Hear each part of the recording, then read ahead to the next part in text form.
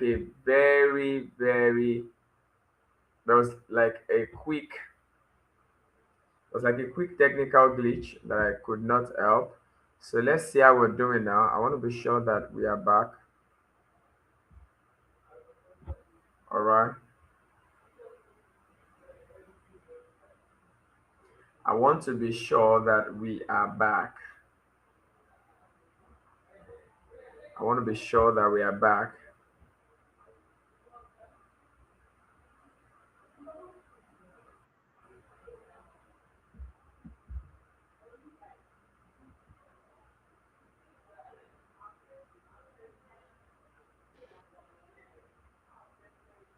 Okay, so we are back.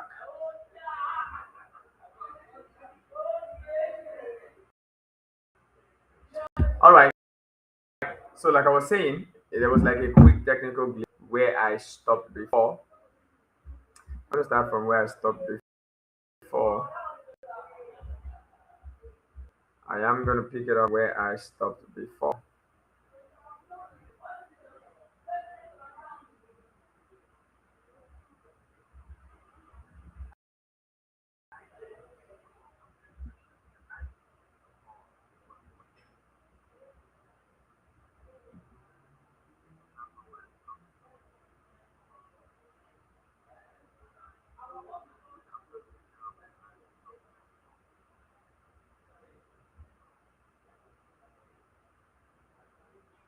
All right, yeah. So we are back. I was talking about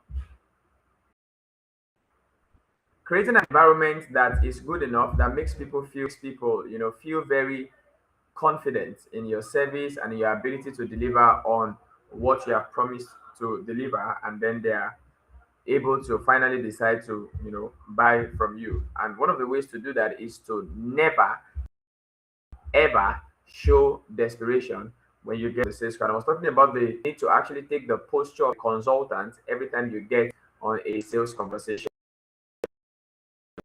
Ask questions from your potential clients, and that will help you decide what are they trying to achieve, what has been the challenge, what's the pain point, what's like the crucial thing on their mind that is really pressuring them to look out to actually engage your service, and what are they trying to solve. As you ask those questions, you're going to gather enough information that when it's finally time on the call to pitch them your service, all you need to do is take all the information you have gathered from the questions you have been asking them, put them together, package your offer, and pitch it to them. All right. Sometimes if you need to make the offer at a later time, maybe send them an email, or have a chat with them on LinkedIn or WhatsApp before you make the pitch. Again, all you need to do is look at all the answers they gave you when you were asking them questions and when you were doing the work of a consultant, and from the words that they used to describe the things they told you, pick the words together, and from the problem that they tell you that they've been having and what they think they need at this point, put everything together and send them a pitch. 99 out of 100 times it has not failed. All right, because you have done it like a pro. You simply did not get on the call and do what salespeople do, bombard them with information. You showed you care, you showed you're interested in them genuinely. You showed that this is not just about money for you, this is about helping them. And finally, it's time to present them an offer that will truly help you, or that will truly help them with that problem. So all you need to do is, again, put back to them, push back to them what you have gathered from them while you were having the conversation. All right. So be a consultant salesperson, not a confrontational salesperson. Ask questions, collect info, and then use the information you have collected to make a pitch. And I'm quickly going to say there is a difference between convincing somebody and persuading somebody. There is a very stark difference from there. So convincing somebody is, oh, I'm trying to get you to do what I want you to do for my own personal reasons. But when it comes to persuasion, what you're simply trying to do is you're trying to get them to do what they actually think, or they have decided that they need to do for the thing that they want to achieve. All right. So it's two different things. If you have to talk too much, if you have to put pressure, if you have to, more or less like the sales conversation is now looking like you're putting a gun to their head to get them to buy. You are already entering into the territory of trying to convince so hard. All right, but persuasion is, oh, you have been able to ask them series of questions, and now they have seen that they really have a problem they need to solve. And because you have asked them enough questions, they have seen that it looks like you know what you're doing. So finally, when it comes to persuading them to buy, what you're simply doing is giving them a nudge to finally take an action on what you have made them realize that they really need at this particular or at this material time. All right. So, like I said, and before you get on sales calls or before you begin to talk about, oh, becoming a better person at selling, there are several questions you need to answer for yourself. And I'm just going to run through a few of them for you, maybe six of them. Number one, you need to be clear, who do you actually want to help? All right, who do you want to help? And like I said, every sales call will not end in the people saying yes. Because one of the reasons why you get on discovery calls is to see whether you are a fit to work together. But you, who is the seller, you must first and foremost be clear on who is your ideal client. Who really can you help? Let's say, for example, you are a social media manager that works for founders and CEO. Amongst the pool of founders and CEO, will are you really, really, really good at helping? From your history, the people you have worked with, who do you get the best results for? It's easy to actually filter the leads that come into your pipeline when you are clear on who you actually do work for. And don't generalize it. Don't say I work for everybody. No, you don't work for everybody. You can't get results for everybody.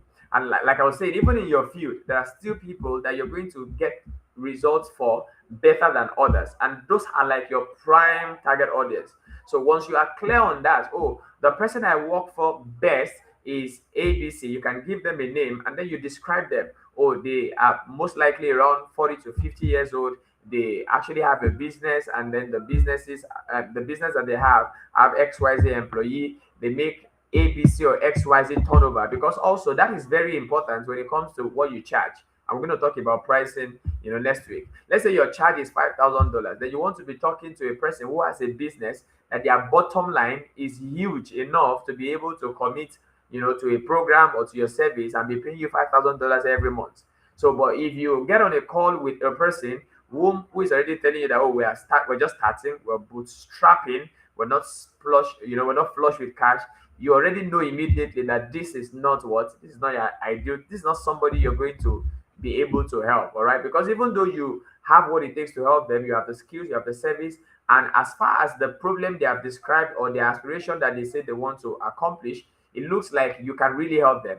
But now that we're talking about money, because to deliver your own service too, probably you have some tools, you need to have some things in place. You probably sometimes need to outsource certain things to other freelancers, but it looks like this person cannot afford to pay you enough money for you to be able to handle all the bills you need to handle, and then to be able to deliver the kind of service that you want to deliver, which is quality. All right, and something excellent.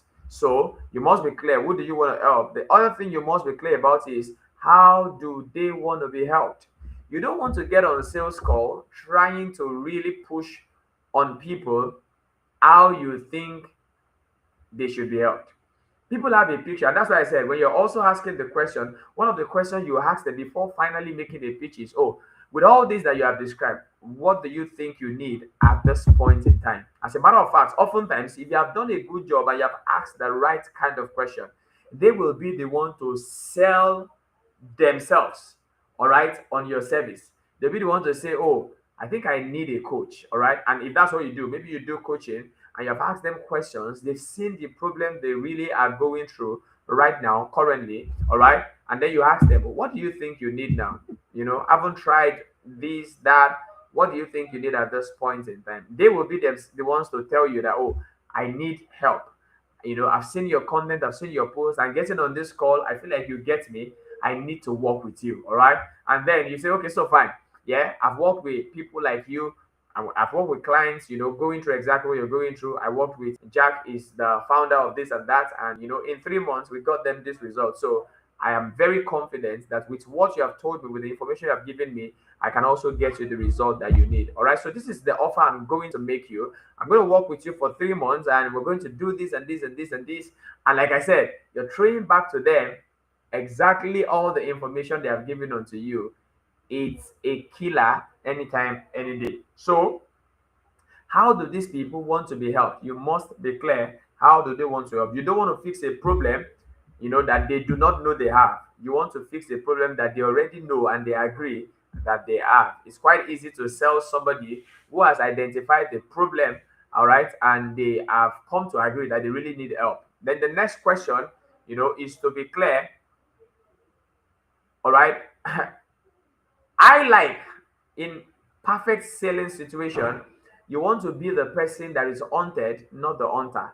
All right. If you are the person sending cold DMs, and trying to convince people that you're like the real deal, you're often, what it simply means is in that sales conversation, they have the upper hand.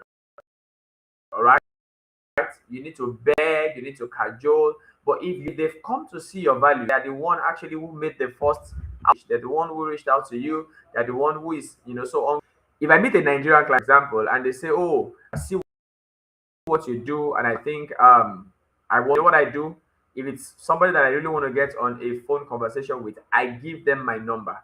All right. Instead of asking give me your number, I'll call you. Already you are showing desperation. If they came to you and told you that they think that they need your service, then give them your number. One of the proof that they have gotten to the point where they really, really know that they need your service and they are ready to commit is that they will be the one to put a call across to you. But the moment you are the one calling, the moment you are the one sending, follow-ups and all that, you are not really having the upper hand in that sales conversation. All right. So you don't want to be the hunter, you want to be the hunted. And there is a way to go about it. There's a way to show up on social media, there's a way to create content, there's a way to appear that you would have positioned yourself as the person that they should be pursuing, not the person that should be doing the pursuing. All right. One of the other things to also do is to focus on audience building. All right. I often advise people just show up, build your personal brand, create content, educate people, give value free of charge. All right. Just give value, just have an abundance mindset, show up for people, be there to care for them, to help them, show that you really have what it takes to help them, show also that you care, for them. Ultimately, amongst the pool of people in your audience, there are going to be 5 people, 10 people who will now be your leads. All right. There are going to be 5 to 10 people who will now be your leads. People who, amongst the audience that you are serving, they finally have seen that it is time to take a chance on working with you. All right. So focus on audience building, focus on building distribution, focus on building such a powerful personal brand that amongst that personal brand, you're now going to have a handful of people that are convinced that they need to work with you, especially if you're a person positioning as a premium brand. Again, we're going to talk about pricing in our next class. So the next thing I'm going to say on this call is create demand, not supply. All right. So oftentimes, what most freelancers, most self-employed people do is that they create supply. They simply go on LinkedIn every day and they are shouting their product and shouting their service, over the top of the head of people. What you're doing is what you're creating supply. You're saying, "Oh, we have something to sell. We have something to sell." So be so good, at your content. Be so good at how you show up online that you have positioned yourself well, and people are the one running after you, not you running after them. You've created so much desire in the hearts of people that they really, really want to work with you. So there is now a very high demand. It is not you trying to shout that you have something to sell. It is people asking you, what exactly do you have to sell? We've been following your content. We see that you're so good. You know what you're doing. We see the results you get for other people like us. We also want you to get the same result for us. By the time your personal brand gets to this point, you're going to be getting random DMs of people saying, "Oh, can you help me with this?" Yeah, they've checked your profile, they've seen that, oh, you've got a result for people like them, and they're now the ones sending you out. To experience that as a personal brand, you are very well positioned to actually what? To actually make sales and to have a upper hand in sales conversation. And finally, consult around their pain and aspiration. Yeah, this is just me re-emphasizing some of the things I've said before. And after you have consulted around their pain and their aspiration, give them what? Give them the prescription. And like I said again, I use the doctor's analogy. Every time I have had to meet the doctor, and I know that's how they work. Every time you get to meet the doctor, the first thing they are doing is they're asking you questions. They're taking information. They're asking you about your health history. Okay, let's say for example, you tell them that this is how I feel. They're beginning to think in their head, okay, this can be this or this or this. It can be ulcer, it can be what else? Let me say malaria. Then let me just I'm just freestyling. It can be ulcer, it can be malaria, it can be typhoid. Then they begin to ask you questions. All right. So do you kind of like live in a place where there are a lot of mosquitoes? And when you say yes, they're thinking, okay, it might be malaria. Then they ask you other questions. How do you feel? Where is the pain? Is it the lower part of your of your belly, or is it the upper part? As they're asking you those questions, what they are trying to do is to really discern which of the three possible case scenarios in their head can this be. And by the time they ask you a series of questions, often they just tell you, okay, so this is actually ulcer. And because of the questions they have asked you, they can tell you what kind of ulcer it is. All right. And I remember going to meet a doctor in 2019, and after all the questions, he just told me without really any X-ray or scan, he said this is ulcer and it is peptic ulcer. All right, I'm not going to go into explaining, what exactly that means to you. But I'm gonna ask me all the questions. He just told me this is peptic ulcer. Go and buy this. Go and buy this. Go and buy this. All right, and that's what I did. Yeah. So be a what? Consult around their pain and their aspiration. And just like the medical doctors, I've been consulted around their pain and their aspirations. You've asked them questions, you've gotten the information. Now prescribe for them. All right. And when you are prescribing, please do not prescribe process. Don't be too heavy on the process, of your service. Oh, this is going to be 5 years. And the moment you tell me this is going to be 5 years, I'm already discouraged, all right? Because it looks like a long time before I get results. And the moment you are telling me things like, oh, we're going to be spending 5 hours every day. Oh, really? So I'm getting discouraged already. When you are making prescription, focus on the transformation that you're going to offer. Focus on the payoff that they are going to get if they finally decide to work with you. All right. Focus on the transformation they are going to get if they finally decide to work with you. So, as we try to wrap this up, I'm going to go to the first thing that I said at the initial stage. Yeah, then I'm going to give you just one more point and we're going to call it a day. Yeah. So, I said sales is a common denominator for every person, every business person, every career person. All right. All of us must learn to get better at selling. And the final thing I'm going to say to you is with all the points I've shared with you, you're going to get better as you practice. All right. When I started actually, with my online business and selling, I could get on maybe 10 calls. And then at the end of 10 calls, I could probably convert maybe two people. But over the months, over the years, and with all of these that I've learned that I just shared with you, becoming a consultant on the sales call and not the typical salesperson, asking them questions so that you can show that you're interested and so that you can gather the information to now pitch them. All right. I've gotten so good over the years that if I get on 10 sales call, I can guarantee I'm going to convert between 7 to 9. All right. So this thing gets better with practice. All right. And the other thing I'm going to say to you, this is also one of the sales hack I've learned from practical selling scenarios. Every time you get on a sales call and then you get to the point where you make your offer or your pitch and you get to pricing, and maybe you tell them the price or they ask you the price. Okay, so you finally tell them, oh, with all that you have said, this is what I hear. I hear that this and this and this is what you want to achieve. I also hear that this is the reason why you have not been able to achieve it. I also hear that you have worked with ABC person and they could not get you the results, and the reason why you think they could not get it is this and this and this. I also hear that you think that you say what you need at this point is ABC. So I'm going to make you an offer now, and I'm going to make you an offer that you will not be able to say no to. So based on what you have said, I've worked with ABC clients. Mark also came to me like ago. It was going through exactly the same thing you're going through. And then I could send you the link to their profile just after this call so that you go and see the results we have been able to get them within the last 4 months up until this point. So this is my offer. And then you make your offer. Oftentimes, the next question they are going to ask you is, okay, so it's going to cost me. And then you say, oh, this is going to be. Do you know what most people often then do, they say this is going to be $2,000 because we're going to, I'm going to pay graphics designer, and I'm going to pay video editor, and I'm going to pay this, and then we're going to do this and do that, and then you're giving a lot of information, just trying so hard to convince them that they really need to pay you that $2,000. What I have learned to do over the years is, when I mention my price, I keep quiet. I don't say anything again. Because the moment you begin to over explain, the pressure in that sales conversation now comes on you. And you are trying so hard to really make them see that you need this money. And like I said earlier, do not show that desperation. Fine, you need the money, all right? But you're just going to tell them, okay, so the price for my service is $2,000. And you're going to keep quiet. The moment you keep quiet, the pressure goes from you to the person that wants to buy from you. If they cannot afford you, now they are thinking $2,000. Oh, where do I get it? Okay, so how do I price this person now? All right, so they are now the one that are under pressure. I bet if you have ever gone to buy something before, and in your mind you were thinking, okay, this is just going to be about $10,000.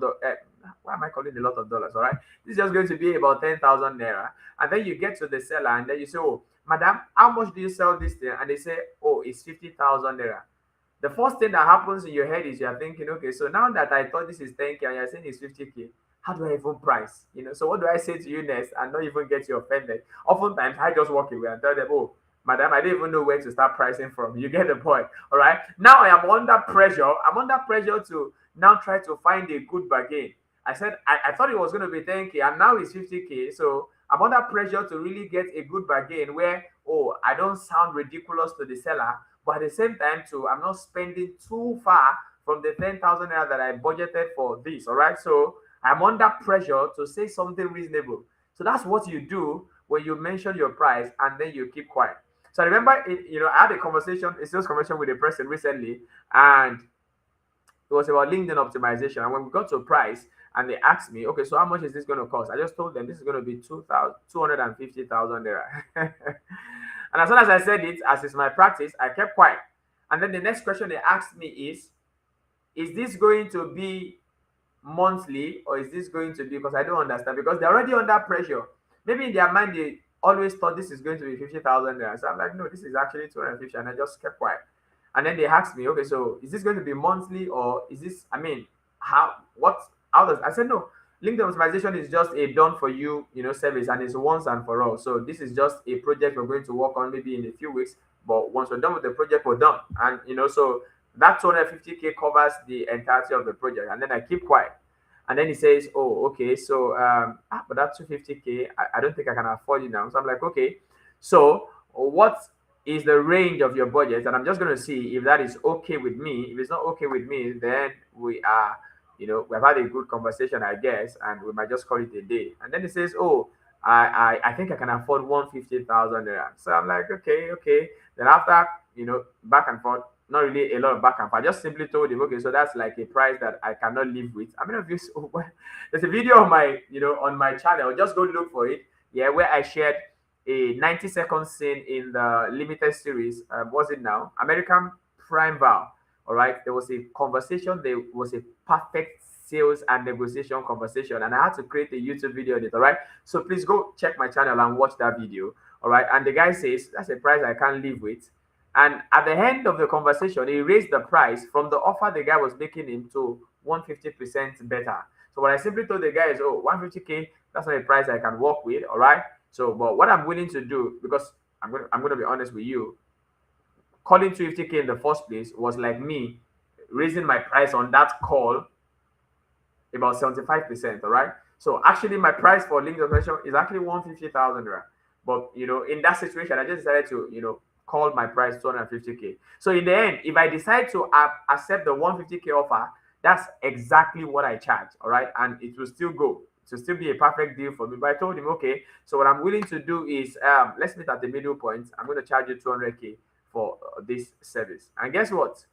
He said yes. All right. So I'm just saying to you, these are some of the skill sets that has worked for me over the years, that I've learned in 6 years of doing business and selling on the internet. All right. And if you put all of this to practice, in your next sales call, I can guarantee you're going to raise your conversion. All right, you're going to raise your conversion over the roof. All of a sudden, you're going to now get on sales calls, and you can be sure, for a start, if you have been converting, maybe 1 out of 10, 2 out of 10 for a start, that figure is going to go from maybe 2 to about 5 or 6. And then as you practice and practice, as you get better at anticipating objections, because one of the things you also do on a sales call is to anticipate every objection that your potential clients will have, and to ask questions and have conversations around it before it ever comes up in their mind. Because the moment you get to the point of making a pitch, and then you make your pitch, and then the person is raising questions and questions, you have not done a good job on that sales call. But you want to have consulted with the person to a point where you have answered almost all the questions that they could ever have, such that when you finally make your pitch, there's no more questions. All right, there are no objections, because you have cleared all their doubts. And the only thing that will now happen at that point is whether they have the resources to actually bank on your service, or to actually sign you on to work with them. All right, and if you have done a good job and you finally get to that point where you feel like, oh, these people cannot afford you, then at that point, like I said at the beginning, it's okay to actually part ways. All right, someday, who knows, if they get to the point where they cannot afford you, they're likely going to come back, because they've had a wonderful time on the sales call with you, as against when you get on the call and you're bombarding them with a lot of information. So with this viewpoint of mine, I want to believe that I've given you some tips. Some of you are going to definitely come back and share with me some of the results you're getting because of the things that I've shared with you on this video, right? So just pick some of them in your next conversation, ensure that you just sprinkle 1 or 2 here and there, and you're going to see how you're going to really, really get some better results compared to the results you get before when it comes to navigating sales conversation. All right, so I will see you in the last and the final training for this course, which is going to be on pricing and positioning, how to price yourself in such a way that you're not priced low, how to also not to compete on price. So so many freelancers and many self-employed people come on the internet, and then they are competing on price. They are trying to be the cheapest person, and that's like a race to the bottom. Someone is also going to show up next day who is going to be cheaper than you. Then you have to reduce your price again, and you then keep reducing your price until you are doing work and you're not making any money from it. I just told you, about a LinkedIn automation that goes for 200K. But I know a lot of people on LinkedIn will do the automation for 10,000, 5,000, 15,000. All right.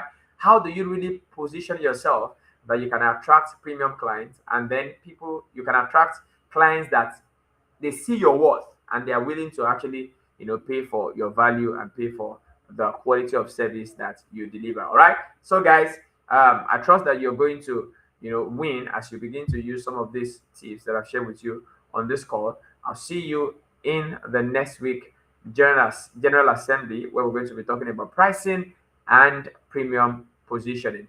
As you go into the week, I wish you all the best. All right, I desire that even in the month of March, you're going to get better results that you've been getting with your sales conversation, with your content. All right, and I'll see you at the top. So let me give you some music before I disappear off your face. And like I said, it does not matter when you're watching this video. If you have any question based on the things that I've shared, or you have questions from practical sales scenario that you want to address, leave them in the comment section. All right, guys, I'll see you next week. In the meantime, make sure you stay legendary. Bye for now.